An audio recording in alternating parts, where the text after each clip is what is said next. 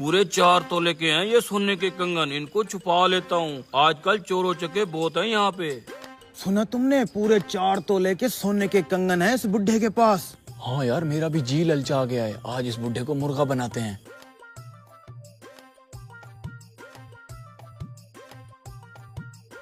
बाबा जी कितनी देर है ट्रेन को? पता नहीं बेटा, मैं भी ट्रेन के इंतजार में बैठा हूँ। मैं स्टेशन मास्टर से पता करके आता हूँ। तो कहाँ जा रहे हैं आप? मैं तो शहर जा रहा हूँ किसी काम से। अरे वाह, क्या इत्तेफाक है, हम भी शहर ही जा रहे हैं। अच्छा बेटा। यार ट्रेन तो 2 घंटे लेट है, हमें बस या रिक्शे पे जाना पड़ेगा। शिट यार, ऐसा करते हैं फिर रिक्शे पे चलते हैं।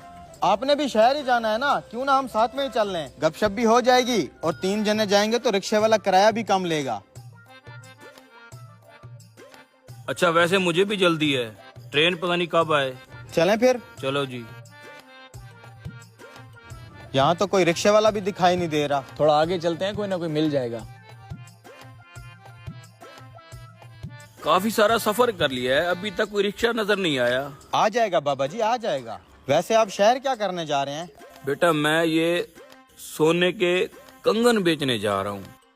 खाले सोने के हैं क्या? कम से कम 4 तोले के होंगे। इसको कैसे पता चला 4 तोले का? कुछ तो गड़बड़ है। बाबा कोई कहानी सुना दो ताकि सफर की थकान महसूस ना हो। बेटा फिर ऐसा करो, तुम ही सुना दो कुछ। हम सुनाएंगे कहानी, लेकिन हमारी एक शर्त है। क्या शर्त है? हम जो कहानी सुनाएंगे, अगर आपने हमारी कहानी को झूठ कहा तो आपके सोने के कंगन हमारे। देखा, आ गए ना अपनी असलियत पे, ठग कहीं के। क्या सोच रहे हो? कुछ नहीं बेटा, कुछ नहीं, मुझे मंजूर है। बेटा सुनाओ अपनी कहानी।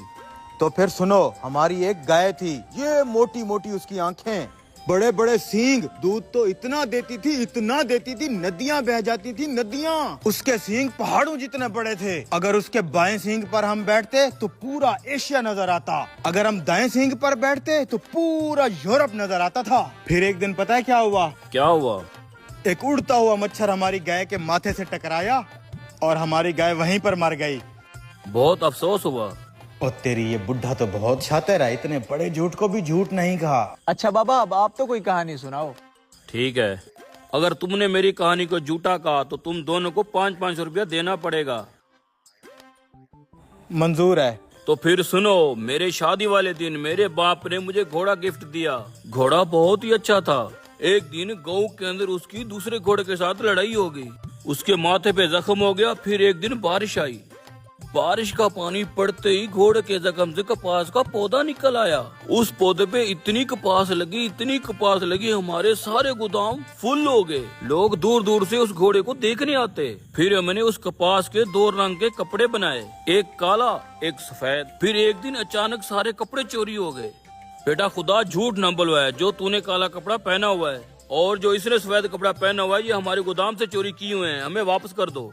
अरे ये, अबे यार कहाँ फंस गया ये बुढ़ा, तो हमारे कपड़े उतार लेगा।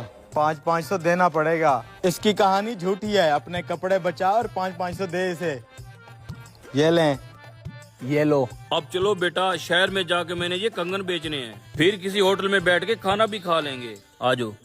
इसे कंगन बेचने देते हैं, जैसे ही पैसे इसके हाथ में आएंगे हम कोई और दाव खेल के पैसे हथिया लेंगे। बेटा तुम यहीं रुको, मैं सुनार को कंगन बेच के आता हूँ। ठीक है ठीक है। सलाम वालेकुम।